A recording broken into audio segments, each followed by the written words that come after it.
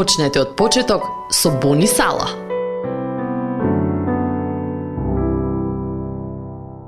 А кога ќе дојде тој, духот на вистината, ќе ве упати во сета вистина, зашто нема да зборува сам од себе, а ќе зборува оно што слуша и ќе ви навести за нештата што ќе дојдат. Јован, 16 глава, 13 стих. Во нашиот свет, идејата за конечната вистина, нешто што е вистина цело време на секое место и има важност за нашите животи, е исчезната како диносаурусот, истакнува Линди Кефер.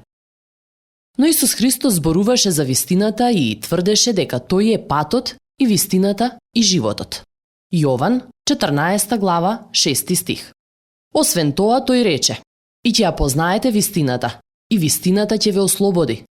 Јован, 8 глава, 32 стих. Но која е оваа вистина? И како може да ја спознаеме онака како што Исус посочи дека е возможно? Исусовите зборови и писмото го велат ова. Постои конечна вистина и Божиот дух ги насочува трагачите кон вистината. За почеток, најважната критична вистина, која треба да ја пронајдеме, е пораката на Евангелието. Ми се допаѓа како го срочува тоа Тим Келер.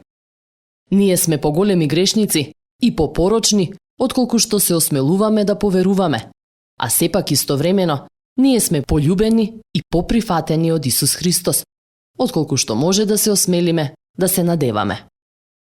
Тоа е вистината која не ослободува, но уште поважно, Библијата зборува вистина во секакви околности со кои се соочуваме во животот. Всушност, зборот вистина и концептот вистина се појавува во Библијата повеќе од 200 пати. Писмото вели дека Светиот Божји Дух надприродно ни помага да разбереме и да ја спознаеме вистината, додека продолжуваме да ја бараме од Бог, од Писмото и како што открива Бог, например преку научни откритија. Трагаш по вистината, почни со личноста на Исус. Следевте еден момент на рефлексија од Бони Сала.